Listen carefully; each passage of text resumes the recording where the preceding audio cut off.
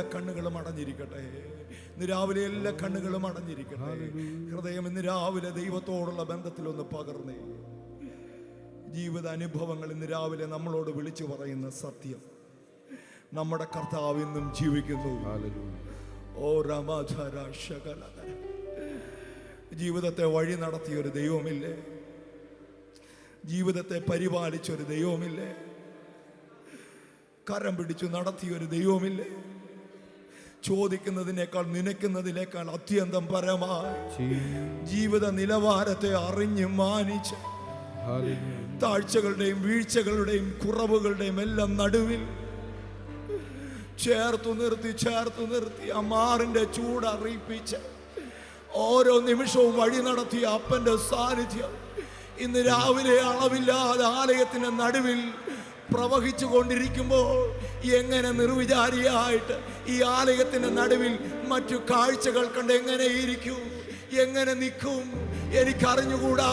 ഇന്ന് രാവിലെ ഹൃദയം തുറന്ന് ഞാൻ അപ്പനെ ആരാധിക്കുന്നതിന്റെ കാരണം, എന്നെ വലിച്ചെടുത്തൊരു ദൈവമുണ്ട്, എന്നെ സ്നേഹിച്ചൊരു ദൈവമുണ്ട്, കരം തന്ന് വഴി നടത്തിയ ഒരു ദൈവമുണ്ട്, ഒന്നുമില്ലായ്മയിൽ നിന്ന് ഉയർത്തിയ ഒരു ദൈവമുണ്ട്, സ്ഥാനവും മാനവും നൽകി മാനിച്ചു നിർത്തിയ ഒരു ദൈവമുണ്ട്.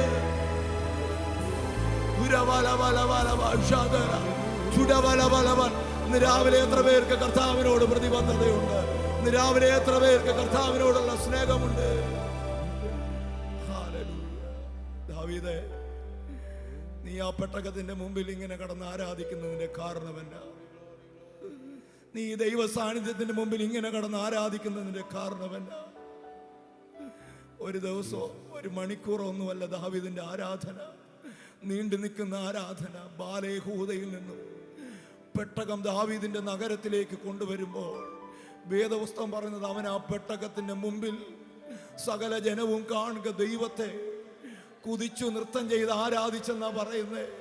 അത് 10 മിനിറ്റോ 20 മിനിറ്റോ ഒന്നുമല്ല, മണിക്കൂറുകൾ ആ പെട്ടകത്തിന്റെ മുമ്പിൽ നിന്ന് ആരാധിക്കുന്നതിന് ദാവീദിന്റെ ഹൃദയത്തിന്റെ അകത്ത് ഒരുപാട് കാരണങ്ങളുണ്ട്. ജനം ആഘോഷം മുഴക്കുന്നത് കൊണ്ടുള്ള ആരാധനയല്ല, ഇതൊരു കേവലം പ്രോഗ്രാമിന്റെ ആരാധനയുമല്ല. ദാവീദ് നടത്തിയത് ഹൃദയത്തിന്റെ ഉള്ളിൽ നിന്ന് ദൈവത്തെ മഹത്വപ്പെടുത്തുന്ന ആരാധന ദാവീദ് നടത്തിയെങ്കിൽ കാരണങ്ങൾ ഒരുപാട് ദാവീദിനുണ്ട്. ഒരു വട്ടം പെട്ടകം കൊണ്ട് 2 വട്ടം കൂട്ടിയപ്പോ കുറെ പേര് മരിച്ചു പോയതാ. പക്ഷെ ഇപ്പം പെട്ടകം വരുമ്പോൾ മരണമില്ല, ആഘോഷം മാത്രമാ, സ്തോത്രധ്വനി മാത്രമാ, സ്തുതി മാത്രമാ, മഹത്വം മാത്രമാ. ദാവീദ് ആരാധിക്കാൻ തുടങ്ങി. കൊട്ടാരത്തിനടുത്ത് വന്നപ്പോൾ കാഴ്ചക്കാരി ദാവീദിനോടൊരു കാര്യം ചോദിച്ചു, ദാവീദേ, നീ ഈ പെട്ടകത്തിന്റെ മുമ്പിൽ ഇങ്ങനെ ആരാധിക്കുന്നത് എന്തിനാ? നീ രാജാവല്ലേ? നിനക്ക് സ്ഥാനമാനമില്ലേ? നിനക്ക് അധികാരമില്ലേ? ജനത്തിന്റെ മുമ്പിൽ നിനക്കൊരു വിലയില്ലേ? ആ വിലയും നിലയും എല്ലാം വിട്ട് എന്തിനാണ് ഇങ്ങനെ കിടന്ന് ആരാധിച്ചത്? ദാവീദ് ഒരു ഉത്തരം പറഞ്ഞു, മീകളെ, നിനക്കറിയില്ല, എന്റെ ജീവിത ചരിത്രം നിനക്കറിയത്തില്ല. നീ ഇന്ന് ഈ കൊട്ടാരം മാത്രമേ കണ്ടുള്ളൂ, നീ ഇന്ന് ഈ അധികാരം മാത്രമേ കണ്ടുള്ളൂ, നീ ഈ പദവി മാത്രമേ കണ്ടുള്ളൂ. പക്ഷെ നീ കാണാത്തതൊന്നും എനിക്കുണ്ട്.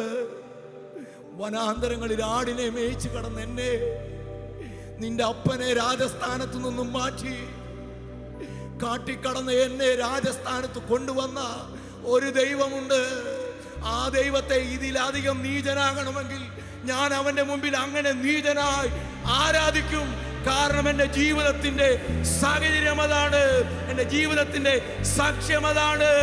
എന്നെ ഉയർത്തിയത്, എനിക്ക് പദവി തന്നത്, എന്നെ കരുതിയത്, എന്നെ തള്ളിക്കളയാഞ്ഞത് എൻ്റെ ദൈവം ഒരാൾ മാത്രമാണ്.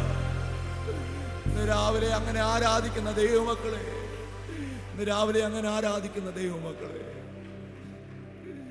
ഞാൻ പലപ്പോഴും 2 പേരോടൊരു ചോദ്യം ചോദിക്കാറുണ്ട്. ആരാധിച്ച ദാവീദേ, നിനക്കെന്തോ കിട്ടി? കമന്റ് പറഞ്ഞ മീകളെ, നിനക്കെന്ത് കിട്ടി? ദാവീദിനോട് ചോദിച്ചാൽ പറയും, എൻ്റെ കുടുംബത്തെ അനുഗ്രഹിച്ചു. മീകളിനോട് ചോദിച്ചാൽ പറയും, എൻ്റെ ഉള്ള നന്മയും കൂടെ ഇട്ടിട്ട് പോയി. ഇന്ന് രാവിലെ ഞാൻ പറയാം, ആരാധനയ്ക്ക് കമന്റ് പറയുന്ന ആരെങ്കിലും ഉണ്ടെങ്കിൽ അഭിപ്രായം പറയുന്ന ആരെങ്കിലും ഉണ്ടെങ്കിൽ നിങ്ങളുടെ നന്മ അടക്കിയാണെന്ന് ഓർത്തോണം. അല്ല, കൂടെ ആരാധിക്കാൻ താല്പര്യപ്പെട്ടാൽ അനുഗ്രഹത്തിൻ്റെ വാതിലുകൾ ഇന്ന് രാവിലെ തുറക്കുക. ഈ ആലയത്തിൻ്റെ നടുവിൽ നിങ്ങൾക്കറിയില്ല എങ്ങനെ ആരാധിക്കണമെന്ന് അറിയില്ലെങ്കിലും, എങ്ങനെ മഹത്വം കരയറ്റണമെന്ന് അറിയില്ലെങ്കിലും, കിട്ടിയതുപോലെ അതരം തുറന്ന് സ്തോത്രം പറഞ്ഞു. ആരെയും അടുത്ത് നിൽക്കുന്നവനെ നോക്കി കമന്റ് ചെയ്യരുത്, അഭിപ്രായം പറയരുത്. ആരാധന അനുഗ്രഹത്തിനും ശാപത്തിനുമുള്ളൊരു കാരണമാ. ഇന്ന് രാവിലെ ഒരുമിച്ച് ചേർന്ന് ആരാധിക്കുമ്പോൾ ഹൃദയം തുറന്ന് ആ സ്നേഹം തന്ന കർത്താവിന് ഹൃദയം തുറന്ന് എത്ര പേർക്ക് പറയാൻ പറ്റും? കർത്താവ്, എൻ്റെ സ്നേഹം അങ്ങേക്ക് മാത്രമാ, എൻ്റെ സ്നേഹം അങ്ങേക്ക് മാത്രമാ. ഈ ഉലകത്തിൽ മറ്റൊന്നിനും എൻ്റെ സ്നേഹം കൊടുക്കുവാൻ ഞാൻ ആഗ്രഹിക്കുന്നില്ല. ഇന്ന് രാവിലെ ഹൃദയം തുറന്ന് പറഞ്ഞു.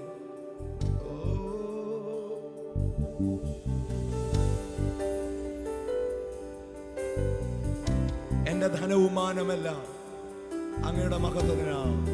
ലോകത്തിന്റെ സ്നേഹം ഞാൻ തേടുകില്ല, ഞാൻ ജീവിക്കും അങ്ങേക്കായി. ആ കരങ്ങൾ ഉയർത്തിപ്പിടിച്ച് ഒരു സമർപ്പണത്തോടെ ഇന്ന് രാവിലെ ദൈവത്തെ മഹത്വപ്പെടുത്തിക്കേ. ഓ,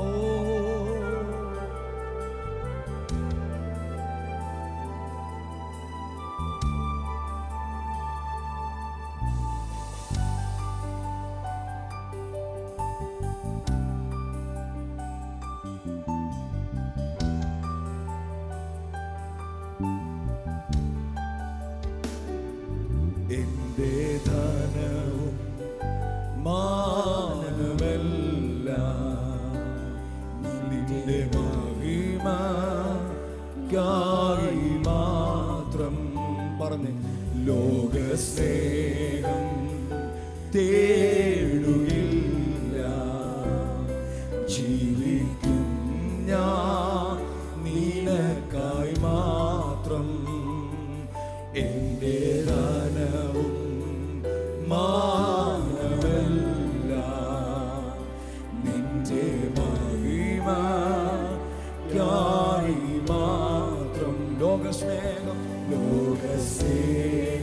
ഓ തേടുകില്ല, ജീവിക്കും. ചേർന്ന് പറഞ്ഞ എൻ്റെ സ്നേഹം നിനക്കായി മാത്രം. ശബ്ദം ഉയർത്തി.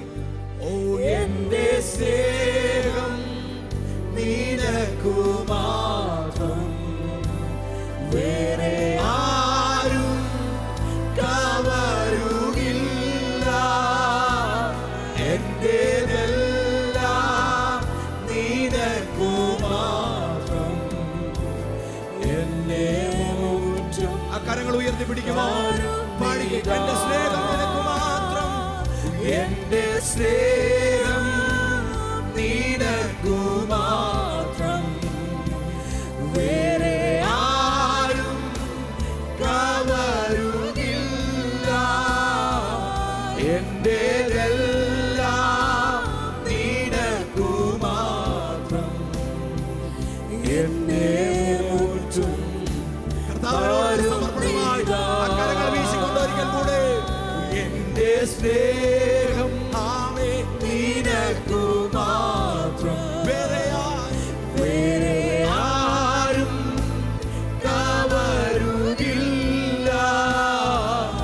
എന്റേതെല്ലാം നിനക്കു മാത്രം, എന്നെ മുറ്റും തരുന്നിതാ. എന്നെ മുറ്റും തരുന്നിതാ. എന്നെ മുറ്റും തരുന്നിതാ. ദൈവകരങ്ങളിലേക്ക് നമ്മളെ തന്നെ സമർപ്പിച്ചു കൊടുത്തുകൊണ്ട്